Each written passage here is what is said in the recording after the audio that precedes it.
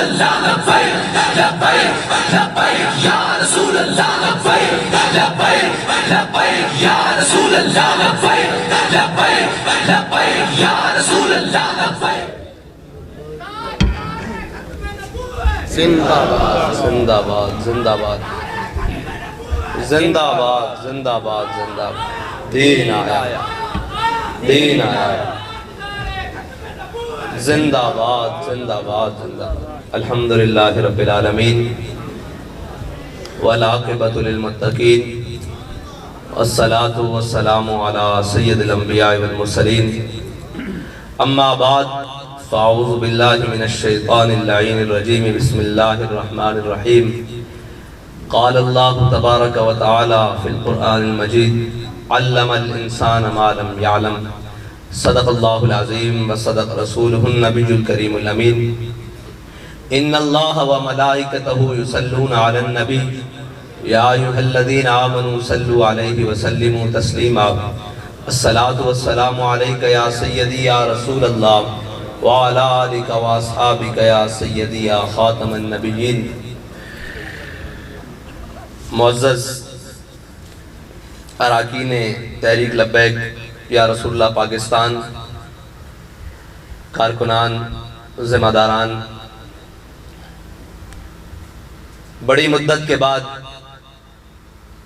جو میری چاہت ہے اس محفل کا آغاز ہو گیا ہے. آپ نے سننا ہے، آج نے بولنا نہیں. آج میں نے آپ کو سنانا ہے. لیکن ایک بڑی مرض ہے کہ ہر ایک کے ہاتھ میں یہ کیمرہ ہے اور کیمرے چل رہے ہیں. میں آپ کو سچی بات کہوں، ہر محفل ہر بات کے لیے نہیں ہوتی اور ہر بات ہر محفل کے لیے نہیں ہوتی.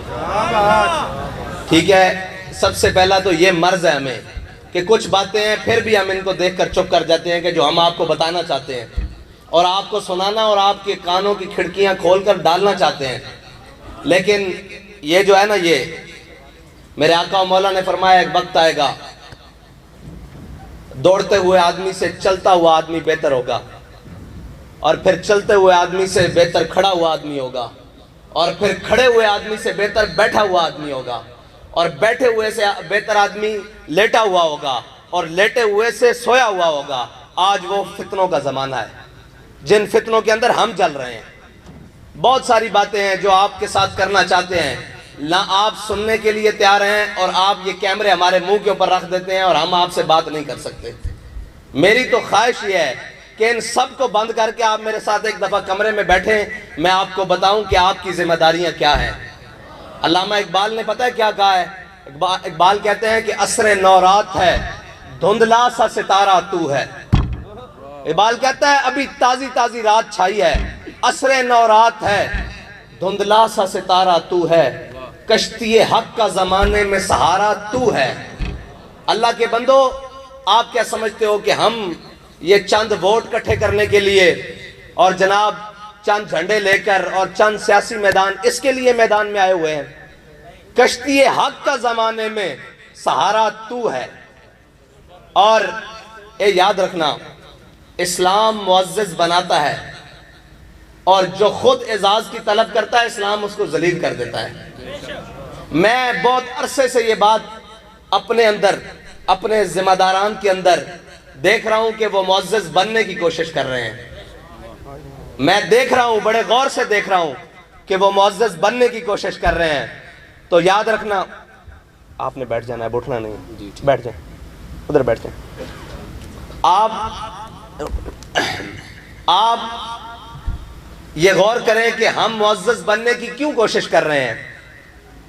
معزز تو وہ نہیں بنے جنہوں نے اسلام کے لیے اپنی چمڑیاں ادھڑا دیں، ہڈیاں سے اتروا کر.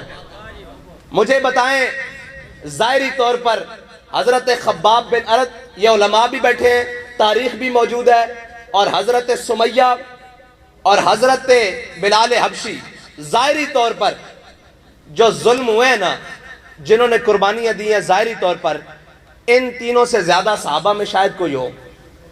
حضرت سمیہ کے ٹکڑے ہوئے، حضرت خباب بن ارد کے جسم میں اتنے سوراخ ہوئے کہ آپ کا وہ جو مالک تھا اور چچا بھی لگتا تھا، وہ آپ کو قالین میں لپیٹ کر، کسی چیز میں، چٹائی میں لپیٹ کر اور انگاروں کے اوپر رکھ دیتا تھا.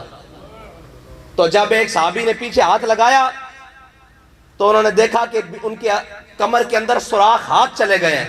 تو انہوں نے کہا خباب یہ کیا بات ہے؟ تو انہوں نے بڑی ایک خوبصورت بات کی. انہوں نے کہا جب تم زمانہ جاہلیت میں حضور کی مخالفت کرتے تھے نا، خباب چٹائیوں میں لپٹ کر اس وقت انگاروں پہ پڑا ہوتا تھا. مسئلہ یہ ہے. پھر آگے سننے والی مزے کی بات ہے. اب حضرت سمیہ تو شہید ہو گئی. حضرت خباب بن ارد اور حضرت بلال حبشی کے بارے میں کوئی ایک بتا دے کہ ان دونوں نے اتنی قربانیاں دینے کے باوجود حضرت صدیق اکبر کو ایک دفعہ جا کر کہا ہو کہ ہمیں فلاں علاقے کی امارت دے دیں. کسی ایک جگہ جا کر یہ کہا ہو کہ ہمیں فلاں جگہ بیت المال کا فلاں حصہ ہمارے حوالے کر دے. کسی ایک جگہ جا کر کہا ہو؟ نہیں کہا. کوئی ثابت نہیں کر سکتا. حضرت بلال حبشی تو آخر میں مدینہ پاک چھوڑ کر چلے گئے، اس لیے کہ کہیں یہ وجہ نہیں ہے. ایک تو حضور کا فراق ہے. ہماری اور آپ کی خواہش یہ ہے کہ ہم مدینے میں جا کر کیا ہوں، فوت ہوں، دنیا سے جائیں، ہمیں شہادت نصیب ہو، مدینے کے اندر ہو. حضرت بلال حبشی مدینہ چھوڑ کر کیوں گئے ہیں؟ ہم بلال حبشی سے بڑے عاشق ہیں. وہ اس لیے نہیں چھوڑ کے گئے، وہ حضور کے دین کی ترویج کے لیے چھوڑ کر گئے ہیں. اب اگلی بھی بات سنیں. یہ بڑی خاص باتیں ہیں اور یہ ہضم ہونے والی بھی نہیں ہے. آپ کو بڑا بڑا آزما کر کے بیٹھنا پڑے گا. اگر آپ نے مجھے اس لیے تربیت کے لیے کھڑا کیا ہے تو تربیت ہم نے ان سے پائی ہے جنہوں نے پورے زمانے کی تربیت کی ہے. بیٹھے آج آپ نے سننا ہے، حوصلے سے سننا ہے. آگے سنیں. میں نے آپ کو کہا یہ باتیں بھلانی نہیں ہے، یاد رکھنی ہے. اور دوسری بات، حضرت بلال حبشی، حضرت ابو ایوب انصاری میرے آقا و مولا صلی اللہ علیہ وسلم کو سب سے پہلے مدینہ پاک میں ٹھہرانے والے میزبان رسول ہیں. سب سے پہلے مدینہ پاک میں جن کے گھر حضور ٹھہرے وہ حضرت ابو ایوب انصاری ہیں. جو آپ نے اور میں نے دین کا کنسپٹ بنایا ہوا ہے نا، اور جو آپ اور میں جس طرف جا رہے ہیں، دین تخت پر نہیں آئے گا. یہ میں آپ کو پکی بات کر رہا ہوں. ہاں ہماری ذات پنپے گی. یہ میں نے پہنا ہوا ہے، اس سے اچھا مہنگا پہن لوں گا، مہنگا تیار ہو کر اور جناب مہنگی گاڑی پر آؤں گا، لیکن دین اس طرح تخت پر نہیں آئے گا. جب دین تخت پر آئے گا، دین پھر آپ کو معزز بنائے گا. لیکن اگر آج عزت کی تلاش کرو گے تو دین تمہیں ذلیل کر کے رکھ دے گا. اسی دین نے ابو بکر و عمر عثمان و علی کو عزتیں دی ہیں، اور اسی دین نے ابو لہب اور ابو جہل کو اسی مکے کی گلیوں میں ذلیل کیا ہے. ہاں یہ یاد رکھنا. جن کا ہم نام لیوائے نا، وہاں ایک رتی برابر ایک پلک جھپکنے کی دیر بھی غداری اور جناب دو نمبری قبول نہیں ہے. یہ بات پکی ہے. حضرت بلال حبشی اور حضرت ابو ایوب انصاری یہ میزبان رسول ہیں، اور انہوں نے حضور سید عالم صلی اللہ علیہ وسلم کو سب سے پہلے اپنے گھر میں ٹھہرایا ہے. لیکن کوئی ثابت نہیں کر سکتا کہ حضور کے دنیا سے تشریف لے جانے کے بعد انہوں نے اپنا بالا خانہ، کیونکہ حضور دوسری منزل پر ٹھہرے ہیں نا، حضرت ابو ایوب انصاری، حدیث کی روایات میں بھی یہ موجود ہے. تو انہوں نے یہ نہیں کہا کہ آؤ میرے گھر میں زیارت کرو. اگر بیٹھ جاتے مدینہ میں کھول کے کہ آؤ میرے گھر میں زیارت کرو، حضور تشریف لائے تھے، آؤ بیٹھ جاؤ. سب کو کہتے، اس وقت تو اسلام بڑا پھیل چکا تھا، کیسر و کسرا کی سرحد کراس کر چکا تھا. لیکن حضرت ابو ایوب انصاری اسلام کی ترویج کے لیے بوڑھی ہڈیوں کے ساتھ اور بوڑھی عمر کے ساتھ اونٹ پر سواری کرتے ہوئے قسطنطنیہ پہنچے ہیں. آج بھی آپ کا مزار استنبول کے دروازے پر یہ سوال کر رہا ہے پوری امت مسلمہ سے کہ بھائی ہم نے حضور کا ساتھ دیا، میزبانی سے لے کر بدر، احد، خندق، کہیں پیچھے نہیں رہے، لیکن آخر دم تک بھی یہ نہیں کہا کہ ہم معزز ہو گئے ہیں. اب ہمارا خون بڑا معزز ہے، اب ہمارا وقت بڑا معزز ہے، اب ہماری جان بڑی معزز ہے، اور ہم بڑے معزز ہو گئے ہیں. آخری وقت میں بھی سفر کر کے قسطنطنیہ آ کر اپنی شہادت دی، اور شہادت دے کر بتایا اسلام اگر آگے بڑھے گا اور اسلام کے اگر طریقے پر کوئی چلنا چاہے گا تو وہ ہمارے بتائے ہوئے اور چلے ہوئے طریقے پر چلے گا. یہ ہے معزز بننے کا طریقہ. اور اگر اعزاز حاصل کرنے ہو تو کوئی مسئلہ نہیں، بیٹھ جاؤ کہیں بھی دین کا ڈھونگ رچا کر، اور پھر کوئی کہے میں جناب تحریک لبیک کا امیر ہوں. بھائی تحریک لبیک کا امیر نہیں، تو دولت اسلامیہ کا بھی امیر ہو.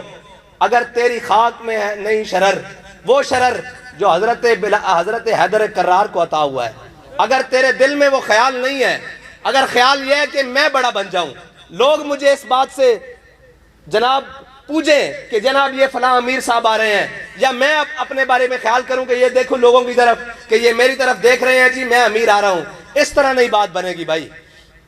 عمارتیں قرون اولیٰ سے لے کر آج تک عمارتیں تبدیل بھی ہوتی رہیں، کارکن بھی رہے، قربانیاں بھی دیتے رہے، سارا کچھ دیتے رہے، لیکن اپنے مشن سے پیچھے نہیں ہٹے۔ اور جس جماعت کے آپ کے سپرد اور میرے سپرد کر کر امیر المجاہدین، بلکہ ہم سب کے سپرد کر کر گئے ہیں، وہ جماعت بڑی قربانیوں کے ساتھ آئی ہے۔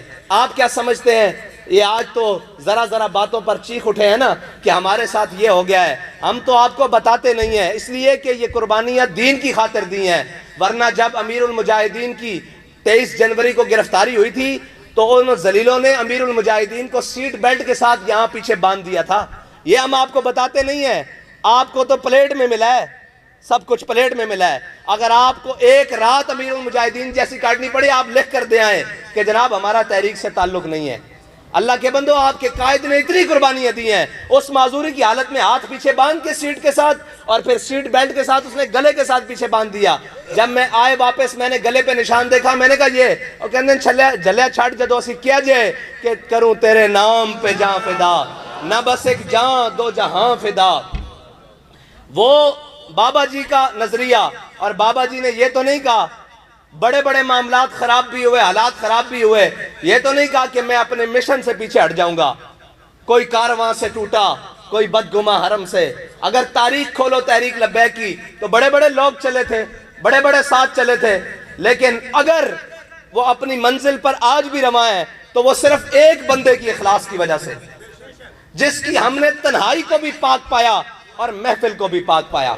ہم یہاں سے اٹھ کر باہر جاتے ہیں اور کہتے ہیں فلاں امیر صاحب دی فلاں، فلاں جناب فلاں، فلاں ذمہ دار دی فلاں، فلاں، اے نہیں ہونا، پھر اے اس طرح ہی ہوئے گا جس طرح اسی چل رہے ہیں۔ اسی کہنے ہیں سب پیچھے جانا، اسی پیچھے جانا یا اگے جانا، اے دسو تسی اگے جانا تو پھر امیر المجاہدین دے طریقے ہوتے جانا پینا، پھر اسلام دا جو اصول ہے اندے ہوتے جانا پینا، ذات پیچھے، جذبہ اگے، اور جناب سوچ، فکر اور توجہ مالکاں دی طرف، پھر مالک کانڈ نہیں لگن دیں دے، باخدا نہیں لگن دیں دے۔ پھر ایسی ایسی جگہ تو ایسے ایسے حالات مدد آندی کہ انسان پریشان ہو جاندہ۔ لیکن اگر یہ آکھیا جاوے کہ جناب سانو عزت ملے اور ساری جناب پہ اے ہو جائیے، اسی نال تصویر کھچا لئیے، اسی یار اے کر لئیے، اسی وہ کر لئیے، ہون میں بھی پشتانا، لیکن کوئی ثابت نہیں کر سکتا کہ امیر المجاہدین دے نال کوئی باقاعدہ تصویر ہے، کوئی باقاعدہ جناب نال کھوڑ کے ساری زندگی نال کھڑے رہندے، لیکن انہوں نے تربیت واسطے تھلے اتاریا سی، اور تربیت واسطے تھلے اتاریا سی، اور کیا سی کہ زمانے دے ٹھڈے کھاؤ تو انہوں پتہ لگے کہ زمانہ کی چالا چلدا۔ آج اسی اتھے بیٹھے ہیں نا، با خدا میں ہاتھ کھڑے کر کے کہنا کہ حضرت صدیق اکبر نے اے فرمایا سی نا کہ کوئی حضرت عمر بھی فرماندے سن کوئی 2 درہم دے وے تے میری خلافت لے لوے، با خدا آج وہ گل سمجھ آئی۔ اے ذمہ داری آسان نہیں ہوندی، اے ذمہ داری بہت مشکل کام ہے۔ اگر تسی کارکن ہو تو میں او لمحے نو ترس دا جنہ لمحے میں کارکن سا، میں تو انہوں سچی بات دسنا، کام کرن دا وقت ہر چیز ہوتا اتنی ایک زیادہ، ہر چیز دی طرفوں بالکل سوچ ہی سوچ اور فکرہ ہی فکرہ۔ اور اے بابا جی بیان کر دے سن نا کہ حضرت جناب سیدنا صدیق اکبر جدو خلیفہ بڑھن تو بعد جدو 2.5 سال بعد آپ دا وصال ہویا، تے جس مکان دے آپ رہندے سن نا، اس مکان دی چھت جتے آپ سوندے سن وہ تو کالی ہو چکی سی۔ اے نہیں سی سمجھ آندی کہ یار کس طرح کالی ہو سکتی۔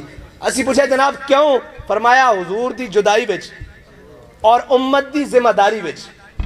اے ذمہ داری بڑی مشکل کام ہے۔ اگر تانوں ذمہ دار بنا دیتا گیا تو یاد رکھنا میں تواڈے کولوں پوچھا نہ پوچھاں، ڈویژن ضلع زون پوچھے نہ پوچھے، اے یاد رکھنا جنہ دا اسی کام کر رہے نا انہاں تواڈے کو ضرور پوچھنا۔ اور اے ساڈا زندگی دا اصول دنیا تک محدود نہیں، اللہ اور اس دے رسول دی بارگاہ وچ حاضر ہونا اور اے دسنا کہ جناب 25 کروڑ وچ جے میرے ہوتے ذمہ داری آئی نا تو اس ساری ذمہ داری دا جواب دے بھی میں سرکار دے سامنے ہونا کہ ہاں بھائی لوگوں نے تیرے ہوتے اعتماد کیتا سی کہ تو حضور دے دین واسطے حضور دے دین دے پرچم نو اگے لے کے چلیں گا اور حضور دے دین دے پرچم نو بلند کریں گا، تو کدھر ستا رہا، تو کدھر عیاشیاں کردا رہا، تو کدھر پھردا ٹردا رہا۔ اس دا جواب میں ہاں، لیکن میں پرچم تواڈے ہاتھ چ دیتا، میں تواڈوں بھی سامنے کر دیاں گا حضور، اے میرے نال کھڑے سن، انہاں کولوں بھی پوچھو نال، اگر میری پسند اور ناپسند تواڈے عہدیاں وچ شامل ہوئے جس طرح پہلے کیا گیا پھر تو میں جرمدار ہاں. اگر میں اے سمجھ کے کہ اے بندہ تحریک دا بڑا مخلص ہے اور اس نو اگے لاؤ او تحریک نو اگو دوڑ تے پیچھو چھوڑ کری جاوے پھر اس دا ذمہ دار میں نہیں ہوں. وہ آپ بھی جواب دے اور ہر شخص تواڈے وچوں جواب دے. اور جنگ یرموک دے موقع تے بڑی مشکل جنگ 11 صفحہ رومیہ دیاں 3 صفحہ مسلماناں دیاں. این جنگ دے دوران حضرت خالد بن ولید دی امارت دی ٹوپی اتروا لیتی گئی این جنگ دے درمیان. لیکن اخلاص کس نو کہندے اور معزز کس نو کہندے اور معزز بڑھنا خود اے کس نو کہندے. این موقع تے حضرت خالد بن ولید دے ہاتھ پیچھے بن کے یرموک دے موقع تے جڑے حضرت خالد بن ولید پورے رومیہ دے اتے جناب موت اور خوف دا نشان سن انہاں دے ہاتھ بن کے پیچھے این میدان جنگ کے سامنے بٹھا کے حضرت ابو عبیدہ بن جراح نے ٹوپی اتروا لی تھی. انہوں نے کہا جناب ہے کی انہوں نے کہا جی خلیفہ دا حکم آیا جناب سیدنا عمر دا حکم آیا کہ اتار لیتی جائے امارت تو تسی معزول ہو. انہوں نے کہا جی کی انہوں نے کہا جی آج تو بعد میں کمانڈر ہاں تسی ڈپٹی کمانڈر ہو تسی میرے تھلے کام کرو گے. حضرت خالد بن ولید نے کیا مزہ ہی ہونا آئے گا. پہلے تو سوچ سمجھ کے چلنا پہندا سی اور جو تسی حکم کرو گے میں چھاڑ مار دیاں گا. پھر جنگ یرموک دے اندر تاریخ اٹھا کے دیکھو حضرت خالد بن ولید نے حضرت اکرمہ اور عبداللہ حضرت عمر بن اکرمہ اور عبداللہ بن اکرمہ انہاں دے نال جدو جنگ دا حالت بالکل کمزور ہو گئی مسلمانہ دیاں صفحہ چو آر پار نظر آنا شروع ہو گیا. حضرت اکرمہ نو اشارہ کیتا جڑے اپنے نال بندے سے نو اشارہ کیتا. حضرت اکرمہ گھوڑے تو تھلے لے آئے. اے ہوندی عمارت اے ہوندا جناب جذبہ. حضرت اکرمہ تھلے آئے اور آپ نے کیا لاؤ بھائی آج موت تے ہاتھ تے بیعت کرو اس ہاتھ تے بیعت کرو جس نے اس جنگ وچ مرنا. تے آپ دے بیٹے نے چھاڑ مار کے سب نالوں پہلے بیعت کی تھی. پھر ایک قیادت جڑی نا ایک تاریخ دے اندر لکھیا ہویا اے سارا کچھ 500 بندیاں نے 500 صحابہ نے تابعین نے جانا دیندے ہوئے جنگ جتوا دیتی. ایس پٹ دیتے حضرت خالد بن ولید دے حضرت اکرمہ لیٹے ہوئے سن اور ایس تے انہاں دے بیٹے لیٹے ہوئے سن. خالد نو موت نہیں سی آ سکتی. خالد تا پہلے ہی اور جو جاں بازی دے نال اور جس شد و مد دے نال حضرت خالد بن ولید نے جنگ یرموک لڑی تاریخ کہندی اس تو پہلے نہ لڑن نہ اس تو بعد لڑن کیونکہ اس ذوق دے نال لڑن کہ آج میں تھلے کسے دے لگ کے اور کسے دی ذمہ داری دے وچ لڑ رہا. اور حضرت ابو عبیدہ بن جراح نے کہہ دیتا خالد جنگ تو ہی لڑنی میں تیرا امیر ضرور ہاں. صرف اتنی جی بات ہے کہ جذبہ اور جوش اگے نالوں ود آ گیا اگے نالوں ود کے کام کیتا اور جنگ یرموک دا پاسا پلٹ کے رکھ دیتا. اور پھر حضرت اکرمہ دی اے جناب جستے انور ایس سجے پیر تے اور سجے ران تے اور کھبی ران تے انہاں دے بیٹے دا جستے انور رکھیا ہویا اور اے کہہ رہے سن کہ یار